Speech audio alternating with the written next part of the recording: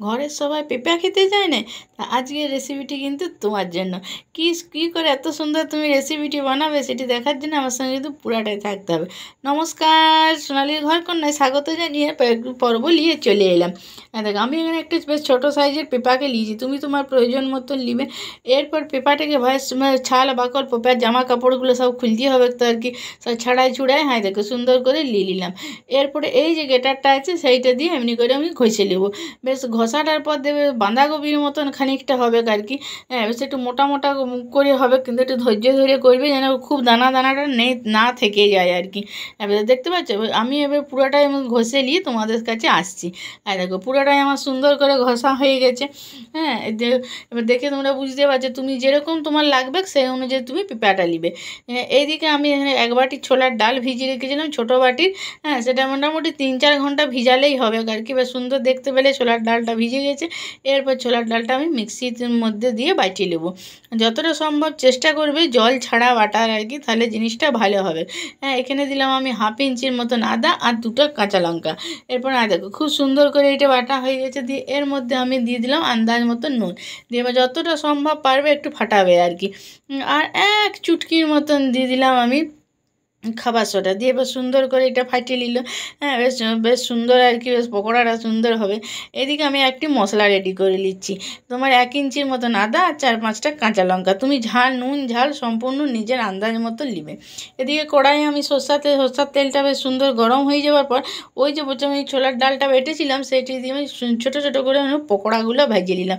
যতটা সম্ভব পারবে ছোটো ছোটো করে করবে। আমি এখানে সরষার তেলে করছি, তোমরা সাদা তেলে করতে পারো, কিন্তু সরষার তেলে করলে বেশ তরকারির স্বাদটা অন্যরকম হবে। তারপরে আবার নিরামিষ রান্না। দেখো সুন্দর আমার পকোড়াগুলো ভাজা হয়ে গেছে। পকোড়াগুলো ভাজা হয়ে যাওয়ার পর ওই যে তেলটা ছিল সেটার মধ্যে আমি অল্প একটুখানি চীনাবাদাম দিয়ে দিলাম। চীনাবাদাম তোমরা যদি না দিতে চাও না দিতে পারো, কিন্তু চীনাবাদামটা দিলে তরকারির স্বাদটা বেশ আরও সুন্দর হবে আর কি। এবার আর আমি তেল দিচ্ছি না, ওই তেলটার মধ্যে আমি একটুখানি জিরা ফোড়ন দিলাম। জিরাটা বেশ চটপটা করে যেই ফুটতে শুরু করলে অমনি আমি এখানে দিয়ে দিলাম 2টা শুকনো লঙ্কাকে। যে শুকনো লঙ্কাটা বেশ হয়ে গেলে ওই যে আদাটা আর কাঁচা লঙ্কাটা বাটিয়ে রেখেছিলাম সেইটা দিলাম। এই কাঁচা আর আদা লঙ্কা যেন একবার কড়াইয়ে ছিটে বিপদ না ঘটায় সেজন্য ঝট করে দিয়ে দিলাম নুন আর ঝট করে দিয়ে দিলাম হলুদ। হ্যাঁ, আর এইখানে অল্প একটুখানি জিরা গুঁড়ো, আর কোনো মশলা লাগবে না। হ্যাঁ, এবার ওই যে বাটিটা ধুয়ে একটু জল দিয়ে এবার বেশ সুন্দর করে ধুয়ে মশলাটাকে এখানে কষে নিলাম। মশলাটা বেশ একটু কষা হয়ে গেলে আমি এখানে 2টা আলুকে বেশ ডুমো করে কাটিয়েছি, খুব ছোটো ছোটো করে কাটিয়েছি যাতে তাড়াতাড়ি জলদি হয়ে যায় আর কি। এবার মিনিট 5-7 মতন এটা ঢাকা দিয়ে আলুটা বেশ একটুখানি ভাজা হয়ে গেল। এই আলুটা চেষ্টা করবে যতটা সম্ভব জল ছাড়া করার আর কি।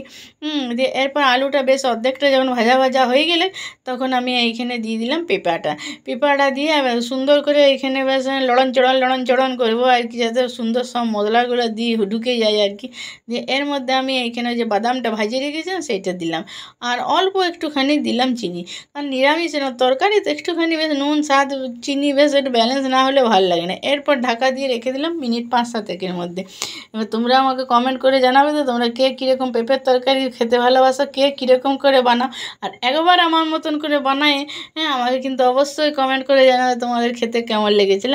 আর তোমাদের এগুলি যদি বেশি ভালো লাগে তাহলে কী করবে, পাশে যে সাবস্ক্রাইব বোতামটা আছে সেটা টুক করে টিপে দিবে, দিয়ে বেল ঘন্টাটা ডং করে বাজাই দিবে, তাহলে আমি যখনই যে ভিডিওটা দিব তোমরা তখনই সেই ভিডিওটা পাই যাবে। এরপরে এই যে পকোড়িগুলি আমি ভেজে রেখেছিলাম সেই পকোড়িগুলি এর মধ্যেখানে দিয়ে দিলাম।